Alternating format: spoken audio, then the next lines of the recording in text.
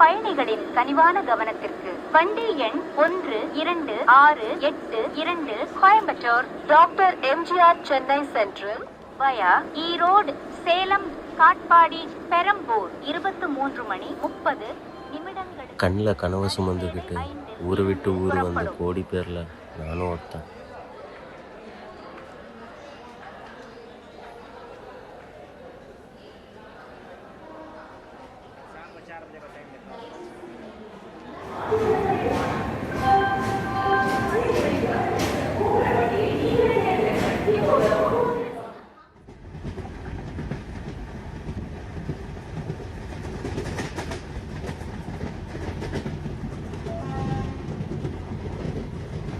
வாய்ப்புன்றது இந்த ரயில் மாதிரி தான்.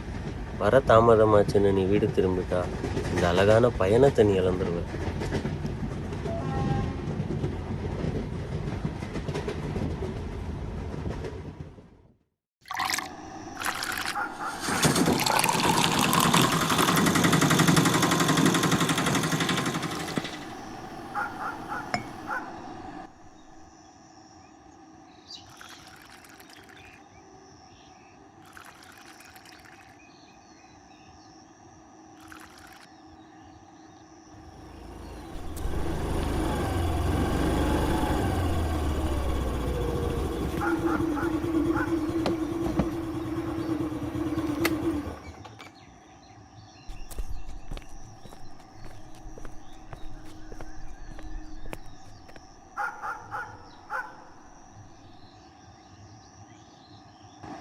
என்ன சார் சோகமாக இருக்க? அட போனா, மனசே சரியில்லை.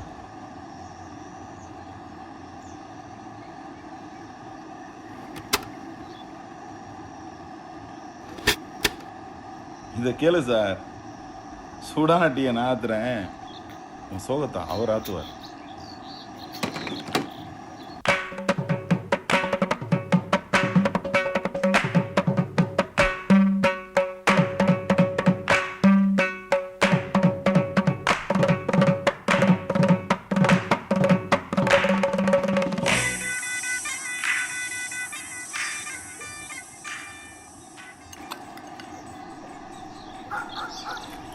ஆமா, கதையாக எழுதுற, ஒன்றும் ரிலீஸ் ஆன படம் இல்லையே.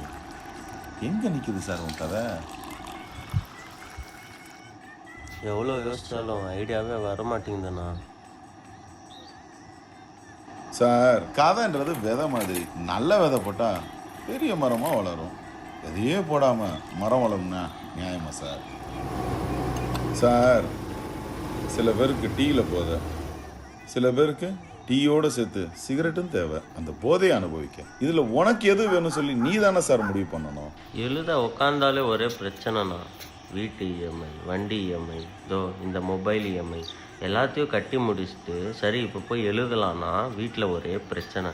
வேலையில் பிரச்சனை, லவ்வர் பிரச்சனை. சரி இதெல்லாம் போய் ஃப்ரெண்டுக்கிட்ட சொல்லான்னா அவனும் பிரச்சனை பண்ணுறானா. வாழ்க்கை துவைச்சி எடுக்குதுண்ணா. முடியல சார். சின்ன வயசுல சொந்த வீடு இல்லைன்னு சொல்லி எங்க அம்மாவை சொந்தக்காரங்க எல்லாம் கேவலப்படுத்தினாங்க. அன்னைக்கு முடிவு பண்ணேன், எப்படியாவது எங்க அம்மாவுக்கு ஒரு சொந்த வீடு கட்டி கொடுக்கணும்னு. ஊரை விட்டு வந்து கஷ்டப்பட்டு ஒரு இடம் வாங்கி வீடு கட்டி குடி போகிற நேரத்தில் எங்கள் அம்மா தவறிட்டாங்க.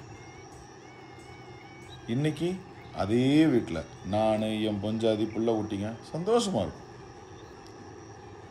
எங்கள் அம்மாக்கா கட்டின வீட்டில் அவங்க இல்லைங்கிற ஒரு குறைய விட நான், என் புள்ள குட்டிங்க இருக்க சந்தோஷம் எங்கள் அம்மாவுக்கு இன்னும் திருப்தியை கொடுக்கும்.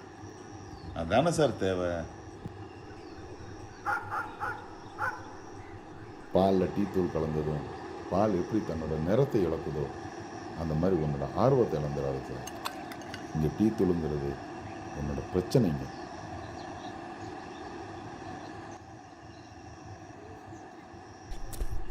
சார், பேப்பரில் படித்தேன், ஈரானில் யாரோ ஒரு டைரக்டரான் சமூக நீதிக்காக படம் எடுத்திருக்கான். அதுக்கு அந்த நாடை அவனை தடை பண்ணியிருக்காங்க.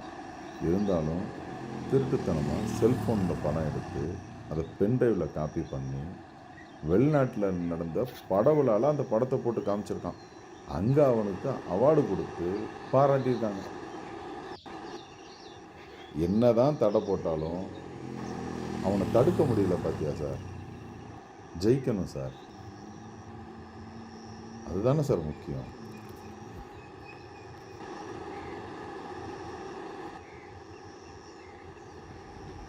அட ஆமாங்க, இப்போ நான் என் ப்ரொடியூசரை சந்திக்க போகிறேன்.